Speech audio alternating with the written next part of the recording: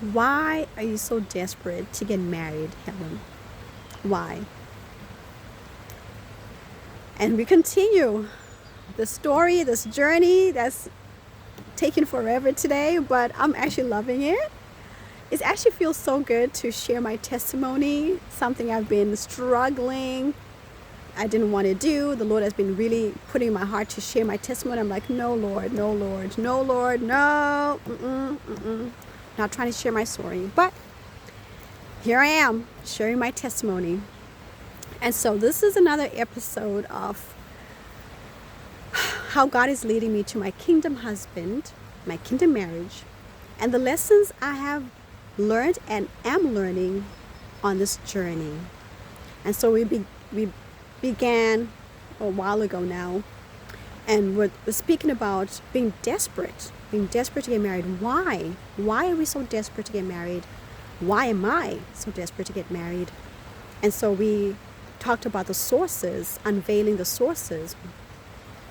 What are the sources of this desperation? And so I spoke about, as I thought about it, the main things for me were my circumstances, trauma, and patterns. And so it led me to speak about this testimony about how desperation has consequences. And so I began speaking about my story, my testimony about my relationship in the United States a few years ago. I'm in Canada right now. And so let's begin. It is 11:09 a.m., May 29, 2026. Why are you so desperate to get married? So I left off where I was speaking about how I'm Christian, and the guy I met in the States was Christian, quotation marks, but was practicing Buddhism. And I would go to the Buddhist temple with him. And at that time, I wasn't going to church at that time when I was with him, but I was watching it online. I was watching a lot of Pastor Stephen Furtick from Elevation Church and a lot of Pastor Mike Todd from Transformation Church. Loved it. Always took lots of notes. And so I explained how I moved in with this guy that I just met, moved in very quickly. So embarrassing. And so I would get home before him, and he'd get home after an hour or two after. So I would watch my sermons at that time, right? Peace and quiet. And he'd make certain remarks about me watching, and certain remarks about the Bible, certain remarks about God. I would defend it. I would brush it off. Not really think too much about it. But I noticed something. And it's only until after when I realized, oh my gosh, there were signs, there were red flags all over the place, and I ignored them. Why? Because I was in this relationship. It was going well, a really nice guy, living well together. He took care of me, And I remember I mentioned in another video how I've always been independent, always, done my own thing, paid for my own things. Even when I used to go out with guys, which was rare, I always made sure I had money. I always made sure, because I never trusted that the guy would pay, or I always thought, what if this guy just left me somewhere? I had to be able to get home. So I've never really had a relationship, should I say, where the guy actually really took care of me. But this guy in the United States, in Detroit, he did. He really took care of me. If we'd go out, it didn't matter where we went out, he would pay. It did not matter how much the bill was. It could be, we could go somewhere and have some snacks or something, and it came up to $30-something, he'd pay. We could go to a really nice wine place or whiskey place. Those of you that live in Detroit know some good whiskey in Detroit, good whiskey places. And so even if our bill came up to $200-$300, he would pay without a blink. And I felt very comfortable. And it was very refreshing, to be honest, to have someone that took care of me because I've been taking care of myself for years and years, being alone in the States, And so it was refreshing. It was refreshing. It was hard for me at first to accept it, but once I did, I was like, very nice, very nice. And so I think all that came into play with why I brushed off a lot of the stuff that he said about the Christianity or the Bible, and also why I really accommodated going to a Buddhist temple. I think it's because of that, because I was comfortable. I liked this guy. He was taking care of me. I was living a good life, a very comfortable life, lacking nothing.